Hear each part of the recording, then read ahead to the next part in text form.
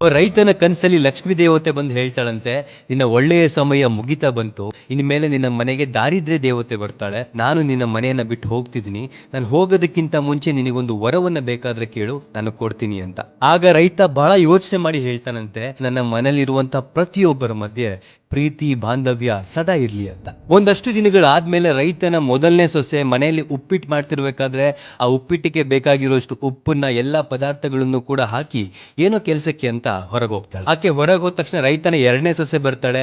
ಅವಳು ಆ ಉಪ್ಪಿಟ್ಟಿನ ರುಚಿಯನ್ನ ನೋಡದೆ ಇನ್ನೊಂದಷ್ಟು ಉಪ್ಪನ್ನ ಹಾಕಿ ಹೋಗ್ತಾಳೆ. ಆಮೇಲೆ ಮೂರನೇ ಸೊಸೆ ಬರ್ತಾಳೆ. ಅವಳು ಕೂಡ ಅದರ ರುಚಿಯನ್ನ ನೋಡದೆ ಮತ್ತೊಂದಷ್ಟು ಉಪ್ಪನ್ನ ಹಾಕಿ ಹೋಗ್ತಾಳೆ. ಬೆಳಿಗ್ಗೆ ಎಲ್ಲರೂ ಕೂಡ ಕುತ್ಕೊಂಡು ತಿಂಡಿಯನ್ನ ತಿನ್ಬೇಕಾದ್ರೆ ಮೊದಲು ರೈತನಿಗೆ ಉಪ್ಪಿಟ್ಟನ್ನ ಹಾಕ್ತಾರೆ. ರೈತ ಮೊದಲನೇ ತುತ್ತನ್ನ ತಿಂದ ತಕ್ಷಣ ಅವನಿಗೆ ಗೊತ್ತಾಗುತ್ತೆ ಉಪ್ಪಿಟ್ಟಲ್ಲಿ ಉಪ್ಪು ಹೆಚ್ಚಾಗಿದೆ ಅಂತ. ಆದ್ರೆ ರೈತನಿಗೆ ಆಲ್ರೆಡಿ ಗೊತ್ತಿರುತ್ತೆ ಮನೆಗೆ ದಾರಿದ್ರ್ಯ ಬಂದಿದೆ ಅಂತ. ಸೊ ಅವನು ಸುಮ್ನೆ ಆ ಉಪ್ಪಿಟ್ಟನ್ನ ತಿಂದು ಎದ್ದು ಹೋಗ್ತಾನಂತೆ. ಆ ರೈತನ ಜೊತೆ ತಿಂಡಿ ತಿನ್ನೋದಕ್ಕೆ ಕೂತಿದ್ದಂತಹ 3 ಮಕ್ಕಳಿಗೂ ಕೂಡ ಉಪ್ಪು ಜಾಸ್ತಿ ಅನ್ಸುತ್ತೆ.